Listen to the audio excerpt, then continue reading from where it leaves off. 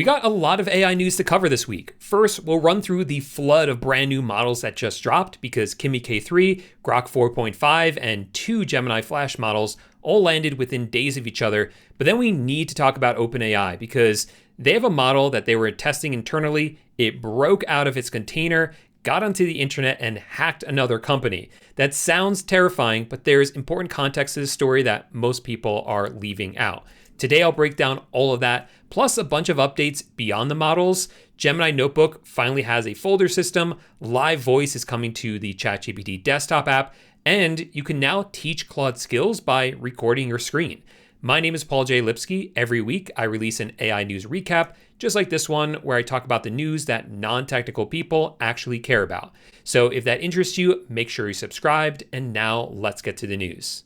Let's start by talking about all the models that have come out over the past week or so and some of the rumors about new models that are coming out, because there's a lot happening here. I think it's worth spending a few minutes talking about it. So first, let's talk about Kimi K3. This is an open weight model from a Chinese company called Moonshot AI. And there are two things that really make this stand out. First, it is a very good model. It is frontier level. And on many of the benchmarks, it beats or is very close to an Opus level model.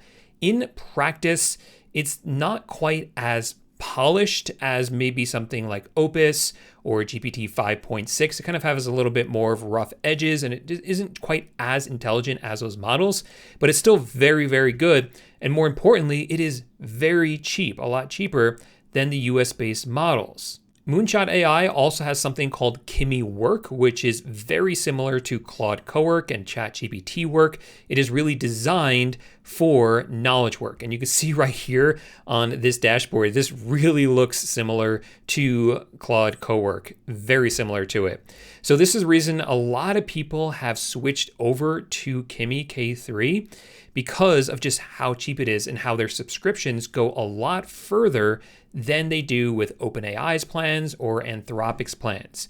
In fact, it has gotten so popular that you can't even sign up for Kimi right now. You have to get on a wait list because the demand is so high. Now, with that said, personally, I tend to shy away from Chinese-based models that are hosted by Chinese companies, particularly for sensitive work. Really, that's everything, because I want to be working with US companies that have servers here in the United States with very clear data protections, or maybe European companies.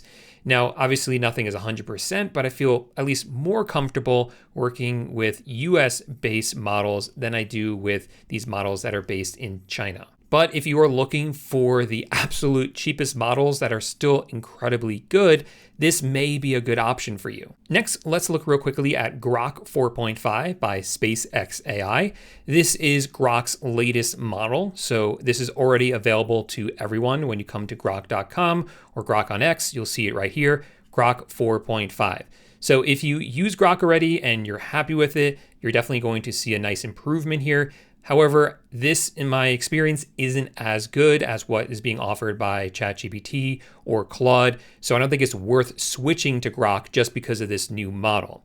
Google has also released some new models. We have Gemini 3.6 Flash and 3.5 Flash Lite. And so inside of Google Gemini, you can see those right here. Both Flash and Flash Lite are available. I've been testing these out, particularly 3.6 Flash, as 3.5 Flash was my go-to default model for Gemini for the past couple of months. And I've definitely noticed a nice improvement when it comes to knowledge work with 3.6 Flash. It's better at any sort of multimodal tasks. So things like parsing documents, data analysis, and report drafting. You will notice a nice improvement for all of those. So if you're using 3.6 for knowledge work, I think you're going to be happy with this update. The next update we have is to Claude. Claude now has Fable 5 as part of the subscription permanently. This was something that they were going back and forth on, Anthropic, for a while. They said Fable 5 would only be part of your subscription until a certain date. They kept extending that deadline, and now it is permanently part of your subscription as long as you are paying at least $100 a month. On the cheaper $20 plan, it's not included with your subscription, and obviously for the free plan, it's not included either. Now, when you come into your Claude settings, and you click on usage on the left, you will see a separate meter here for Fable, and that's because you can only use 50% of your weekly limit on Fable. So just be aware of that. You don't want to use it for every single task or you're going to burn through it quite quickly. Only use it for the most important tasks. Otherwise, you can stick with Opus or Sonnet. So far, we've talked about a lot of different models from a lot of different companies, so this is the perfect time to talk about the sponsor of today's video, AppLLM by Abacus AI, because with this tool, you get access to all of those models in one place. AppLLM is an AI app builder that lets you create and publish full stack websites and apps just by describing what you want. For instance, I wanted a better way to keep track of all the AI news that I cover, so I asked AppLLM to build a simple AI news tracker. I described what I wanted in plain English, and it created the app without me writing any code. This isn't just a mock-up either. AppLLM can build and publish full-stack websites and apps with things like a database, user accounts, roles, and permissions already built in. You can even add Stripe payments if you're building something you want to sell. And when you want to change something, you can just keep chatting with it. Here, I asked it to add filters and a daily summary, and it updated the app for me. It can also help test the app, fix bugs, and build schedule workflows or multi-step agents. And the $10 plan includes more than just AppLLM by Abacus AI. It also includes ChatLLM and Abacus AI Agent, along with access to leading AI models and tools for generating images and video. So even if you're not building an app every day, there's a lot more included in the same subscription. AppLLM by Abacus AI costs $10 a month. If you have an app idea you've been sitting on, check it out with the link in the description and see what you can build. And now back to the news. All right, moving on, let's talk about some of the rumored models that aren't out yet, but should be very soon. First, Opus 5. This was supposed to be released, according to the rumors, on July 23rd. I'm recording this on July 23rd in the afternoon. It's not out yet. Hopefully it will be out tomorrow on July 24th. So by the time you're watching this, you will hopefully see Opus 5 in here. But what does that mean for you? Because now Claude has 4 different models, and Opus was supposed to be their best in the past, but now Fable is better, and the new Opus 5 will not be better than Fable 5. So where and when do you use all 4 of these models? Well, if you're on the $20 Claude plan, I would suggest you basically keep it on Sonnet the entire time. If you use Opus, you're just going to burn through your usage too quickly, and you don't have access to Fable unless you pay extra. If you're on the $100 plan, I would still use Sonnet at first as your default. Go up to Opus for the more complex tasks and 5 for your toughest challenges. But if you're not hitting your limits using that strategy, then you can switch to using Opus as your default model and then switch up to Fable for more complex tasks where you want something with a ton of intelligence. That's the way I use it. I only use Claude for knowledge work. And I think a lot of the advice out there from people talking about how expensive these tools are using them for coding, which burns through usage a lot faster than knowledge work usually does. So as a knowledge worker, I have found that Opus is a fantastic default model to use. And I use Fable, again, for the more complex things or where I need something incredibly intelligent. But if you want my full breakdown on Opus 5, once it becomes available, make sure to subscribe to the channel because I will definitely talk about it in the next weekly AI news recap after it comes out. Now let's talk about what Google has been up to with their Pro model. 3.5 Pro was supposed to come out last month. It never came out. Rumors have it that Google is unhappy with the quality of it, so they keep delaying its release. What makes this a little bit more interesting is that they have said that they have already begun pre-training for Gemini 4. Now, that means that it could still take a long time before Gemini 4 comes out, but kind of the big question is, are they going to skip 3.5 entirely just because they're so unsatisfied with the way that it's working? The concern here is that other companies like Anthropic and OpenAI have been releasing really powerful models all the time, and Google hasn't released the Pro model for months. Now, their Flash models are improving, and those ones are quite good, but I think we need to see a Pro model from them pretty soon. Now, let's talk about OpenAI. They haven't released a new model, but they are testing one internally. The big headline is that this model broke out of a contained environment accessed the internet and hacked another AI company called Hugging Face. So that is the news headline. It's going viral. A lot of articles about this and a lot of fear that's being spread around. But what most people aren't talking about is that this happened during an intentional hacking test. OpenAI actually turned down the model's normal safety protections and placed it in a controlled environment to see what it was capable of. The model was trying to complete the test, not just randomly deciding to attack a company. Still, the fact that it found a way outside of that environment and reached a real company's system, that is significant, that is scary. But that's not what the model is going to be like when it is actually released to us. All right, let's stop talking about models now, and we'll talk about some new updates to the tools that we love and some new tools. And we'll start with Gemini Notebook. If you don't know this already, NotebookLM has been renamed to Gemini Notebook. That happened last week, but what just came out this week are collections. Collections are basically the folders that we've been asking for forever with NotebookLM Gemini Notebook. So the way that these work is you come over to Gemini Notebook up here at the top, click on collections, and we'll start a new one here. I'll just call this one collection 1, and you can select which notebooks you want in that collection. So I'll just select 3 of them here and click on create. Now, why I think these are better than folders is because if we create a new collection here, I'll call this one collection 2, you'll notice that I can add this same notebooks to this new collection. So a notebook can exist in multiple collections, which I think is a really smart idea because there is always overlap between them. Opening up any of these, you can see all the notebooks in here, and you can remove it from the collection. You can add it to a new collection. You can, of course, change the name of the collection by clicking right here where it says edit. So yeah, this is what we've been asking for. I'm very happy with it. And this is currently rolled out now for all users. So if you come over to Gemini Notebook, you should see this on the web. It's not out for the smartphones yet though. There's also been an update to Gemini Spark. Spark is Gemini's always-on assistant. I've made some videos about it in the past, and there's nothing really new in terms of features, but it is currently rolling out for all pro users in the United States. Previously, it was only available to Ultra users. So now it's available for pro users, and it's coming worldwide to all pro users in the near future. So if you guys want a full update on everything you can do with Spark, let me know that in the comments section down below. I think it is due for an update, like a new video on Spark, because there's a ton of cool capabilities that you can do with that. And I'd be happy to make that video for you guys if you want. There's also been an update in the Gemini app. Now, if you click on this plus icon, there's been this option for a while to add your avatar right here.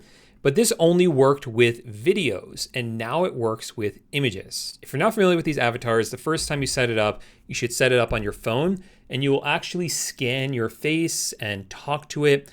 It will then create a digital avatar of you that works in videos and now images. So over here, I told it to use my avatar to make a photo or an image of me sitting at a computer in an ice cave, wearing a winter coat and typing on a retro computer. And there we go. So I no longer have to upload an image of myself every time I wanted to generate an image of me. I do have to update my avatar though, because I no longer have a nose ring, but I think I can do that in the app. So that's pretty nice. I use the avatar a lot for videos. It's quite fun. So having it now for images is definitely pretty cool. You can also use your avatar inside of Google Flow. If you're not familiar with Flow, this is a tool that is specifically used for generating images and videos, which of course you can do with Gemini, but this gives you more tools that you can use. And speaking of Flow, for the next month or so, you're going to get an extra 50 credits per day to use with Flow for any image or video generations.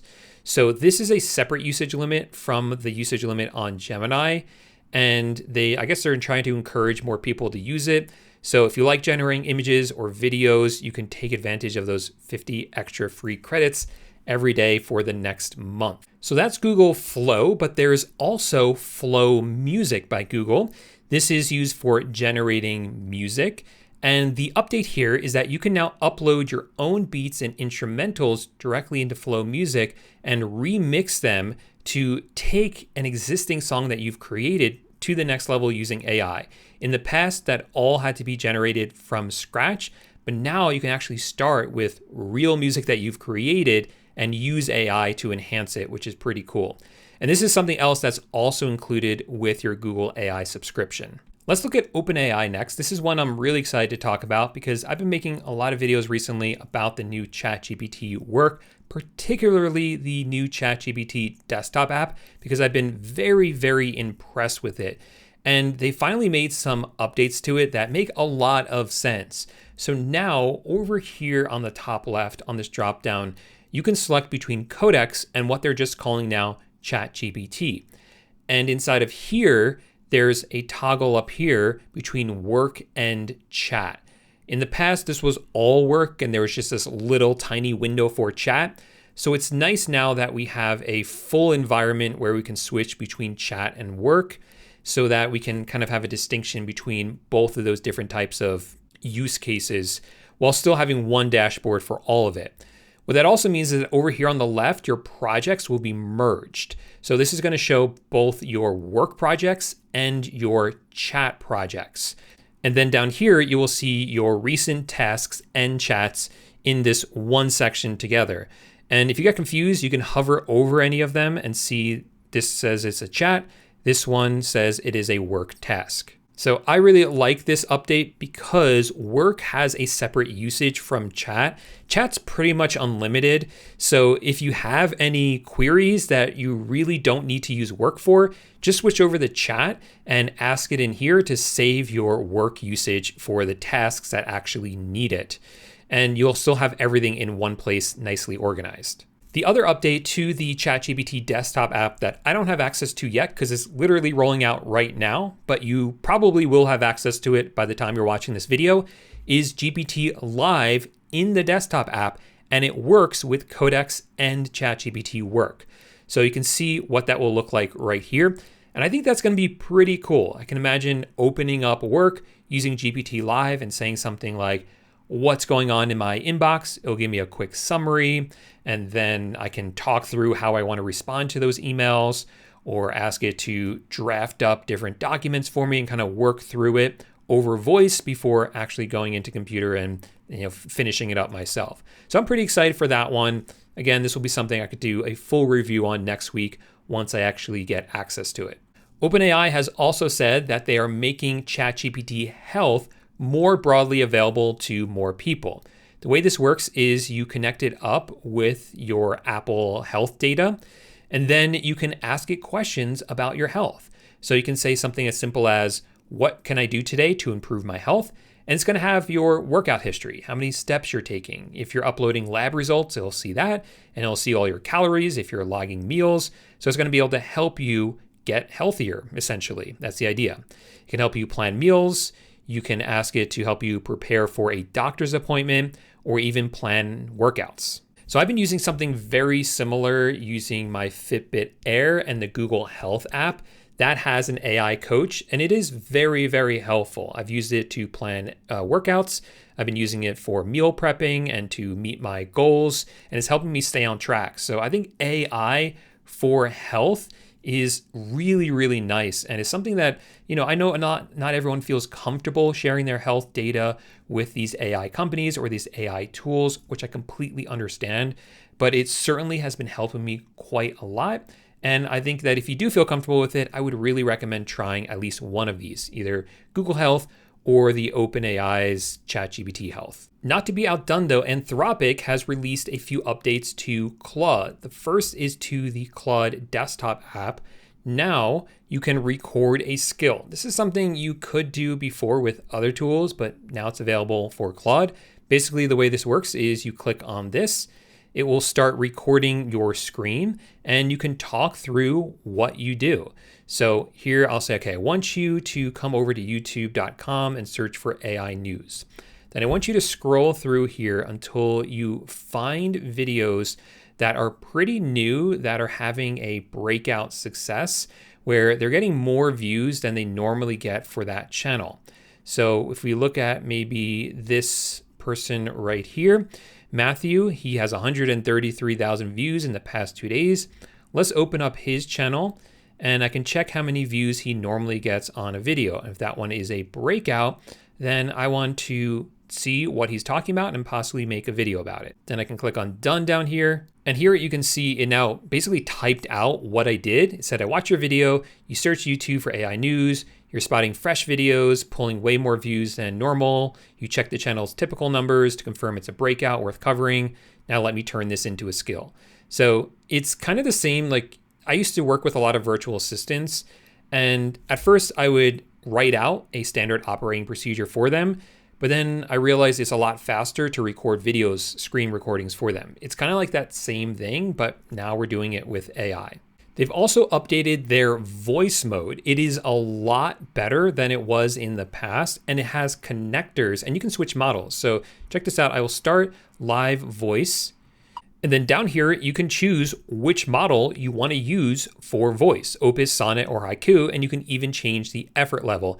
And it's able to use tools. So it can access your email, your Notion, any other third-party tools that you already have connected up with Claude. Live voice can interact with those tools as well. So it's definitely a lot more useful than it was in the past. So the last bit of news that I thought was interesting was that Netflix has said that they have used AI in over 300 of their titles over the past year. That doesn't literally mean the title of the video.